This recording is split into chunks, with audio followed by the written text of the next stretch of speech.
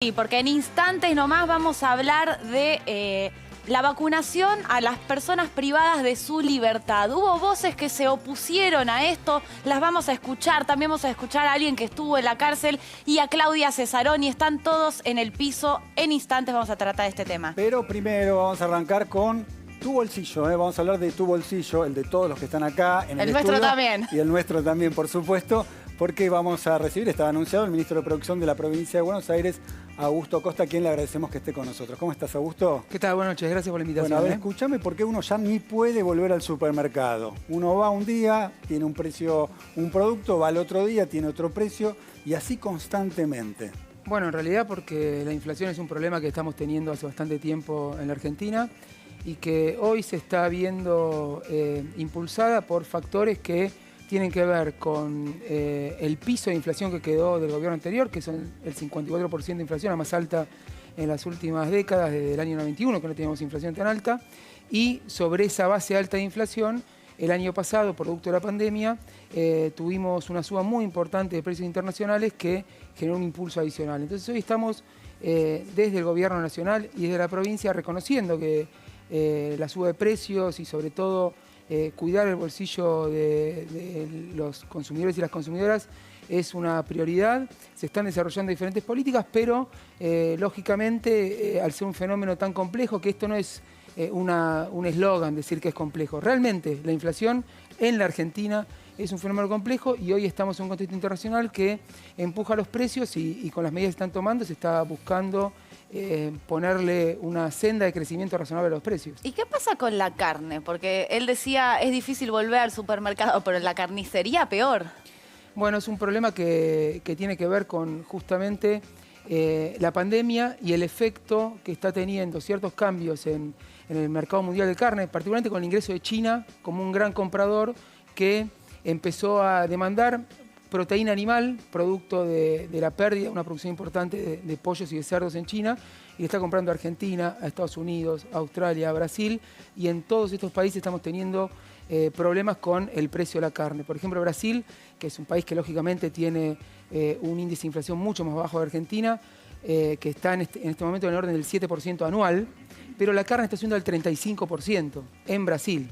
Pero ¿cuándo vamos a poder comprar todos una milanesa, un pedazo asado? La carne el último año subió 65% y la medida que tomó el presidente va en la dirección que decís. Pero esa medida es temporaria, digo. ¿Existe la posibilidad de que se aumenten las retenciones y se prohíba la exportación de algunos cortes? Bueno, son definiciones que tiene que tomar el gobierno nacional, pero la medida es temporaria, pero se justifica y creo que es razonable porque pretende ordenar un mercado que el propio sector, cuando uno ve las declaraciones de los referentes del sector, dicen que está funcionando con irregularidades, que hay casos de subfacturación de exportaciones, lo que implica evasión y problemas para los controles, y además se pasó desde 2015 hasta ahora de exportar el 7% de la población de la producción al 30%. ¿Pero se justificaría un aumento de las retenciones de la carne? ¿En este contexto? Yo creo que toda medida que permita desacoplar este precio internacional tan alto como estamos viendo en este momento y nos permita comer carne como es un bien esencial, el 20% de nuestro presupuesto se va en carne y que sea acorde con lo que son los costos de producción argentina y sobre todo los salarios que nosotros cobramos. Explicar a los que, digamos, no manejan mucho el tema de la economía y que escuchan todo el tiempo necesitamos dólares, necesitamos divisas y sin embargo frenamos las exportaciones. ¿No hay una contradicción ahí? No, y está bueno el punto, digo, porque acá cuando vos te centrás en una variable, vos decís, bueno, necesitamos dólares, pero también necesitamos que la gente coma. Y también necesitamos que bajen los precios. Entonces, es encontrar equilibrios. Lógicamente, favorecer la exportación significa ingresos de dólares, pero en este mercado en particular, como recién se comentaba, además hay subfacturación, con lo cual no entran todos los dólares que deberían entrar y hoy estamos en un nivel de consumo en el último mes, según los últimos datos, 43 kilos y medio más o menos por año, por habitante, cuando en 2015 era 58 kilos. Es decir, perdimos casi 15 kilos que... Eso porque la gente no puede pagarlo. Por los precios y porque en términos de volumen es casi equivalente a lo que se empezó a exportar a China. Es cierto que hay una cuestión que tiene que ver con el tipo de carne que se exporta y la que consumimos nosotros, que ahí hay que hacer un análisis adicional. Pero acá el problema es que con este nivel de precios, si uno pretende decir somos los campeones del mundo de las exportaciones y no vamos a comer carne. Y creo que hay que encontrar un equilibrio entre todos estos objetivos que en este caso particular se ve que son en este contexto difíciles de cumplir todos. Cuando decís precio acorde, ¿qué es un precio acorde? Un corte que hoy está entre 800 y 1.000 pesos. ¿Cuánto debería valer en realidad? ¿Cuál es el valor real? Bueno, si vos te pones a fijar cómo se fue perdiendo, hay cálculos de cuántos kilos de carne comprás con tu salario.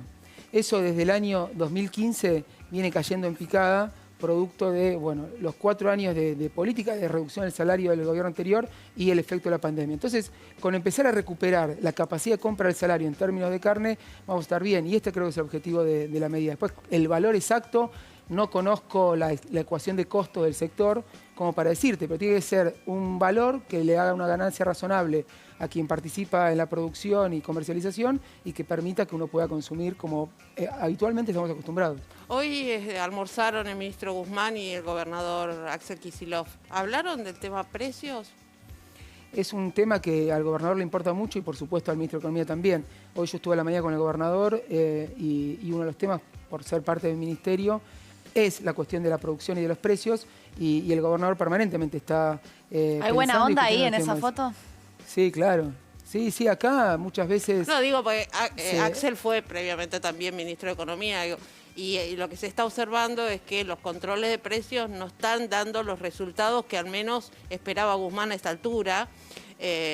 No sé si le hizo alguna recomendación a Axel respecto del tema controles de precios o... Desconozco, pero el diálogo es permanente y por eso me parece muchas veces cuando se trata de generar algún tipo de conflicto entre el gobierno nacional o el gobierno provincial o que se pretende transformar discusiones son lógicas. Yo quiero mencionar el caso de las tarifas, ¿no? Donde hubo toda una cuestión de conflictos. Bueno, de vuelta, había que encontrar un equilibrio entre lo que puede pagar la gente de tarifas, lo que necesitan las empresas para poder funcionar y evaluarlo en el contexto de la economía actual. ¿Se encuentra ese equilibrio? Hoy el presidente fue muy claro, dijo, nosotros subimos las tarifas lo máximo que se puede en este contexto. Claramente... Ahora, perdón, ¿pesa más la voz de Kicillof que la de Guzmán en materia de tarifas o de economía? No. Kicillof, Cristina, digo. Pero si el ministro de Economía es Martín Guzmán, ¿cómo va a pesar más la voz del gobernador que tiene sus problemas? Y hoy quien maneja la economía es el ministro, lo está haciendo muy bien para el contexto que estamos acá. Para analizar la cuestión de la economía, no nos podemos olvidar que estamos en pandemia. Porque muchas veces, incluso me pasa a mí muchas veces, uno quiere analizar las variables macro, el funcionamiento de la economía, como si no estuviéramos en pandemia. No, estamos en pandemia. Todos los países están viéndose muy afectados. En todos los países hay muchos problemas de empleo, de recuperación de la economía, por supuesto, en materia sanitaria. Entonces no nos olvidemos de eso. Y hoy me parece que lo que está haciendo el ministro es manejar las cuentas públicas y la economía como amerita la situación. Augusto, ¿funcionó la estrategia o está funcionando la estrategia del gobierno de sentarse con los actores de la economía, sentarse con formadores de precios, pedirles que muestren cómo se construye efectivamente el valor de punta a punta?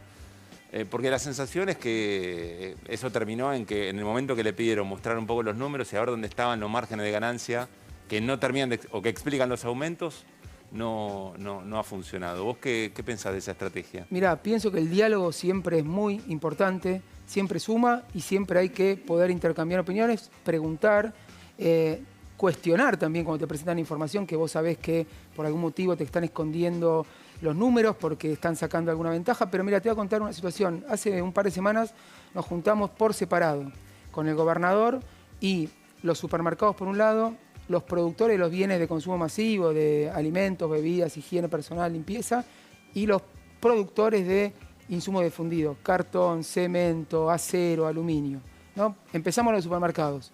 Preguntamos, bueno, ¿qué está pasando con los precios?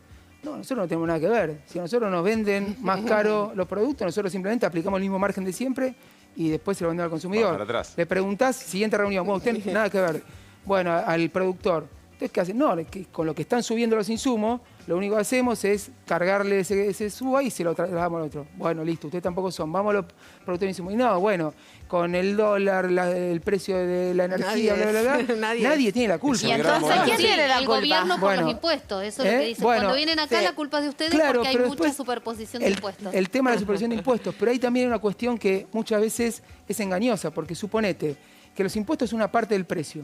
Si no cambian los impuestos y los precios suben, vos le sacás los impuestos, bajan una vez, pero si los precios siguen subiendo, ya está, no era culpa del impuesto. Claro. En todo caso, ¿Y entonces? ¿Es la Bueno, culpa de quién? el transporte. O sea, ¿dónde Bueno, está el ahí está. problema de los precios? me parece que esta es la forma de dar el debate, porque en realidad yo no le buscaría la culpa, sino entender el fenómeno que tiene muchos determinantes. Y acá hay problemas de precios internacionales, problemas de una devaluación que todavía se está trasladando a precios, problema con también el recomendamiento de precios del gobierno anterior y el accionar de los formadores de precios o los que decían que no tienen nada que ver, y después legítimo proceso de lo que se denomina como puja Está bien, distributiva. pero acá la que es- pregunta, Augusto, Sí. es si la política en estos tiempos de recuperación de la política como herramienta de transformación y de regulación de algunos actores que se han hecho los vivos siempre, si tiene la capacidad de regular márgenes de ganancia o de establecer márgenes de ganancia. Y la sensación es que cuando la política toma esa decisión, se sienta en la mesa, se levantan y se van, ¿y entonces qué? Bueno, yendo a ese punto, y esto también es algo que quizás mucha gente no sabe, el Estado no puede regular márgenes de ganancia de las empresas. No tiene la facultad.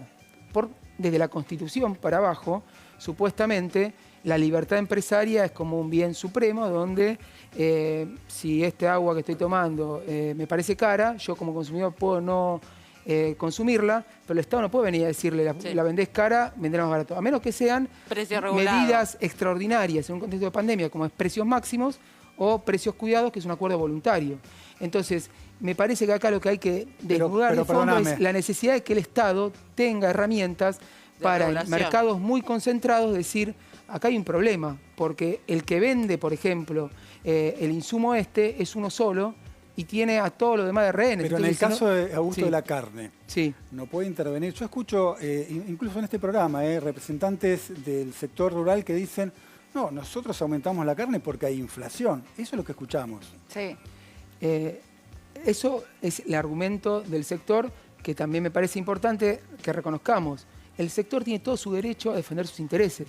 Ahora, son sus intereses. Y cuando sube lo que le ingresa al productor, es porque estamos pagando acá en el supermercado más caro la carne. Entonces, lo que beneficia a uno perjudica a otro.